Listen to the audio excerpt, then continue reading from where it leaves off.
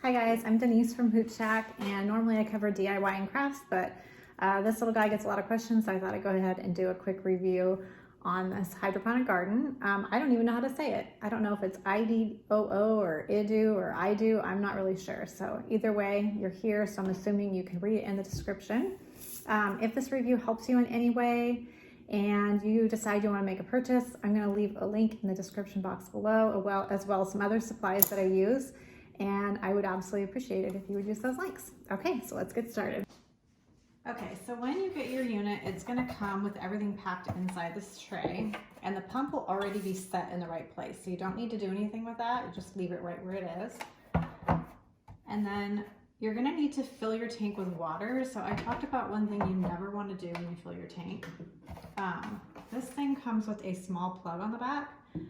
And the way I know that this happened is because it happened to me.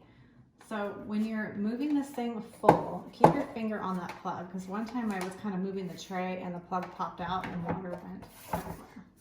So before we plug it in, these cords are color coordinated. This one has a very large black tip. This one is tiny. So when you look at the light, let me get that for you. So quickly, the light post will snap in here, so the wheel goes at the top. And this right here just snaps right in. I was gonna pull it out to show you, but I couldn't get it out, so I didn't wanna break it. So now this little tab right here, it'll turn to the back, and you'll set this in here. But before I do that, I want to show you that the larger black adapter piece, the power cord, goes in the side that's marked with the black. The other one is purposefully on the side it needs to go on, so hopefully that helps you. So once you get it filled with the water and the nutrients, then you can snap this in place and then plug in the, this could be pushed all the way down so it gets about that low. And then because this is on this side, it's gonna plug in here. Oops. Sorry, there's like an extra little hole there. There, okay. And then the power cord, which we're not plugging into the wall yet because we're not gonna plug it into the wall until it's all filled. That's gonna go there, okay. So next you'll have your little deck here. And that'll snap into place like that. So this would already be filled, and then it's also going to come with these nutrients, and they come with their little pellets. So if you shake the bottle, they would be little dry pellets. So read the instructions on the back. You'll fill it with the designated amount of water, and then you have to shake it for quite a while. I actually let mine sit for like a half an hour and kept shaking it in between. So you have food A and food B, and then in the instructions it tells you how much of each to add depending on how much water you're adding. So when I fill this whole thing, it holds 4 liters. I do pretty much a cap full. So the cap's on the bottle. And then there's measurements here on the side. I'm sure you can't see those, but there's little measurements there. So I do pretty much a cap full of each one. Okay, so you're also gonna get these baskets. And if mine look dirty, it's because I used this one last year. I actually have 2 of these units. So you'll get these little baskets and some sponges. I don't think these are the ones that came with it. I found some other ones that were cheaper. You really just need to make sure that they have this cone shaped. Some of the AeroGarden sponges have a square shape, and I have used them in the past, and I just trim them with scissors, but that's only because I accidentally bought them. So just keep in mind whatever basket shape you have, that's what you're gonna wanna use. Okay, so that will go in there. Now I find it easiest to get the seeds inside before you put the sponge inside the basket. And then one other tiny tip is that sometimes seeds are extremely small, like so tiny they're impossible to pick up. Sometimes even the static that happens on the plastic bags kind of makes it difficult. So what I've done is I use a normal, just like a little skewer, and I'll take a couple little seeds and set them on my lid here. And then if you just dip this in water, it'll kind of pick up the seeds, and then you can put them down inside the hole. So that's the tip for those. Larger seeds are easy, you can just plop them in there. Little tiny seeds, I'll do like as many as 5, and then larger seeds, anywhere from 1 to 3. It just depends. You can weed them out if you get too many. So then you've got your seed in and you put this in like this, and then it fits inside here. So you have room for 12. So if you're wondering what these are, sometimes you may not want to use a spot, or maybe you move plants around because they've outgrown the unit. These are just to cover it so that your water doesn't dissipate too quickly. And then it also comes with some little plant tags. I think they're supposed to stick in here. I don't like them, they fall out all the time. So I actually make a little grid on a piece of paper. I keep it near it, I mark it, I draw my grid like the way it's shaped around here so I know exactly what it is, and then I write what each thing is. I'm constantly having to rewrite it because some plants will grow taller and you might need to rearrange everything, and it just, you're kind of moving things constantly. Eventually you'll get used to it. But so anyways, when you put the seeds in, then you're going to take one of these clear plastic caps and you'll place that right over the top. This is going to stay on there until you see green leaves germinating. That can vary. I've seen some as early as 2 days and then some as long as 2 weeks. I think it was cilantro that I had one of the hardest times with, and then other things 2 days later, you'll literally see green leaves, and it's kind of crazy how fast. So once that happens, you'll want to remove this. Now you might have seen AeroGarden makes those paper covers.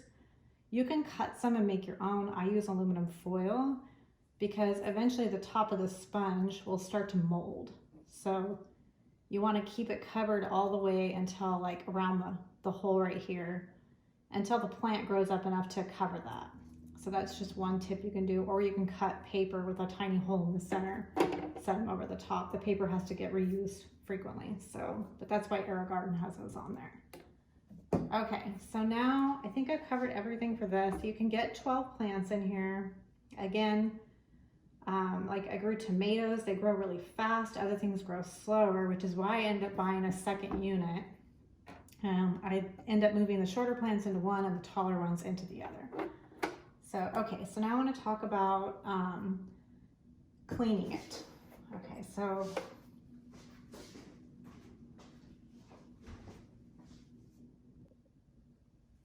I have these 2 glasses out. You can use whatever you want. They just need to be the same size. This just is what works for me, because eventually your plants are going to grow really long roots in here. It's kind of crazy. I've had some grow from one side all the way to the other side, and eventually you're going to have to trim them up. If you get plants that have really long roots, maybe move them away from the pump. I did find that like tomatoes and stuff, the roots grow so fast, so I ended up putting my tomatoes over here, putting shorter root systems over near the pump. But when I clean mine, I just take this whole deck right off with all the plants and everything in and all the roots hanging down. I wouldn't do this on my dining room table, but over by the kitchen. So I just pick them up and I take a glass and just set them like that. Just move it to the side. Just kind of adjust it. If you feel better using 4, you can. I just use 2 and it works fine. So everything just hangs here. All the plants stay in there and it seems to work really well. Let me move this out of the way for now. So inside, I'm hoping you're going to be able to see. When I clean this, definitely unplug it. Don't pull these wires. I've heard of people with their lights or fans stop working. I haven't had that problem yet. But make sure you're gripping, you know, tightly on the little part that you're supposed to pull. Don't yank on your wires. And then this takes a little work to get out of there. And it'll eventually slide out. Obviously I couldn't tip that if it were full, but you'll need to wiggle it out. Okay, so I'm not sure if you can see this or not, but mine has like a kind of a little stain line. So what happens with the water is eventually it'll start to mold in here and you're gonna have to clean it. So you'll pull out all your plants and then you're gonna dump out your water. Don't forget to hold your plug. That's my warning to you. Hold your plug, dump your water, and then you're gonna refill it with fresh water. Go ahead and fill it when you're gonna clean it all the way up past your little ring. You'll see it, it looks like pink slimy moss. It looks kind of gross.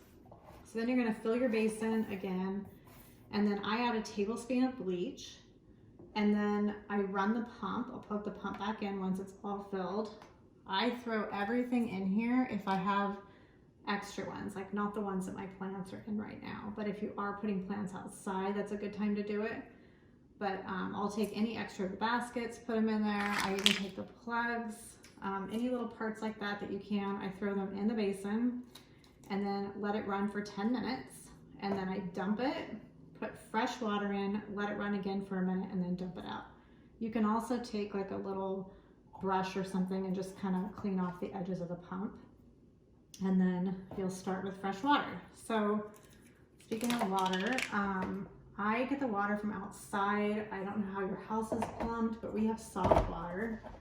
So I don't get my water from our kitchen sink.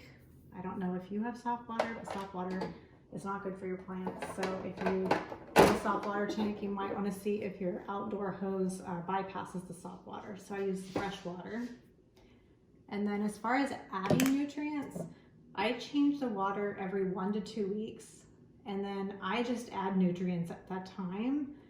I find that I don't really have to add too much water in that 1 to 2 weeks. And if I do, I generally don't add any new nutrients. You could maybe take like the formula for 4 liters, maybe you have to add 1 liter and put a little bit of nutrients in with it. That's probably the best bet. But I actually just add mine each time I change the water, which is every 1.5 to 2 weeks.